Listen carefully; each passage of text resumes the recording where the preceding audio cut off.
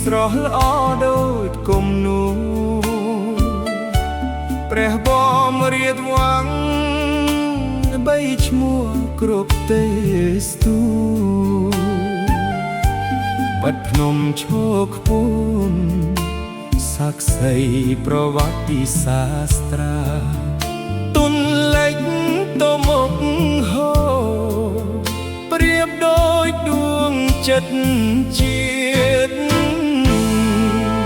សៀមរាបដែនអង្គរប្រាសាទថ្មអស្ចារ្យអង្គរវត្តល្បីល្បាញ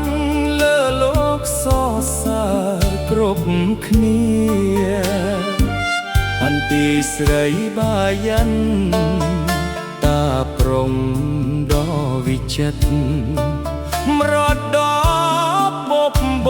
រឲ្យកូនខ្មែរមកទុនភាពកម្ពុជាដែនដីមាសស្ពេនខេត្តក្រុងនេះមួយបុយមានសម្រស់ឥតប្រៀបផ្ទឹមភ្នំសមុទ្រព្រៃព្រឹក្សាប្រាសាទបុរាណថ្លៃថ្នូរទាក់ទាញភ្ញៀវទេសចរមកគយគន់ជានិច្ចចំបាត់ដំបងមានភ្នំសំពៅរូងប្រជាហោះហើររថភ្លើងឫស្សីល្បីល្បាញឲ្យភ្ញៀវសប្បាយចិត្តបៃលិនមានភ្នំយ៉ាតទឹកធ្លាក់ស្រស់ត្រកាលបឹងកក់នឹងចំការផ្លែធម្មជាតិគួរគយគន់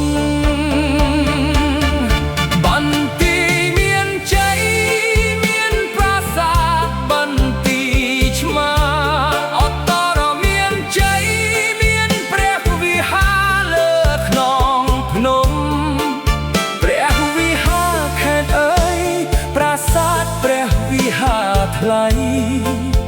ឈលជន់ដងរែកល្បីឈ្មោះពីស្ពេញលោកកំពុងចាមានគូបាជ័យស្ពានឫស្សីក៏តែងស្រស់ស្អាតពេលល្ងាចត្បូងក្បូងមានចំការកៅស៊ូពណ៌បៃតងគ្រប់ទេសកំពុងធំមានសម្បូរព្រៃគុកមរតកដ៏ល្អឯកកំពុងឆ្មាមានភូមិអន្តែទឹកកំពុងស្ពឺមានគិរីរំខ្យល់ត្រជាក់ពេលព្រឹកកំពុតមានភ្នំបូកូនិងទឹកធ្លាក់ពុកបើកែបមានឆ្នេរសមុទ្រតាមឆ្នេរនេះល្បីទូទាំងប្រទេស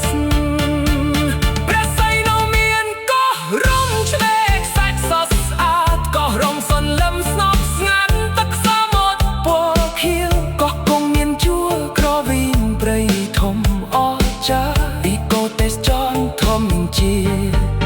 តិទាក់ទាញអ្នកដំណើ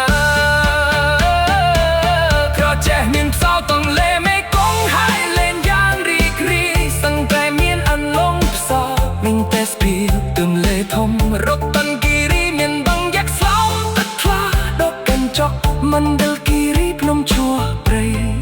ជាទីដីនៃដំរីពោធិ៍សាត់មានភ្នំបៃខំស្រះស្អាតលើមេឃាកំពង់ឆ្នាំ កំពង់ធំកំពង់ចាមស្រស់អស្ចារ្យគ្រប់ខេត្តគ្រប់ក្រុងសុទ្ធតែមានមន្តស្នេហ៍ជាទឹកនៃខ្មែរយើងដែលគួរថែរក្សាជានិច្ចសូមអញ្ជើញមកលេងកម្ពុជាបែនសូបានភូមិសម្រាប់ធំជាតិប្រវត្តិសាស្ត្រត្រូវបាត់ធរុងរឿងពី ជាទឹកដីមាតុភូមិដែលកូនខ្មែរស្រឡាញ់ជារៀងរហូត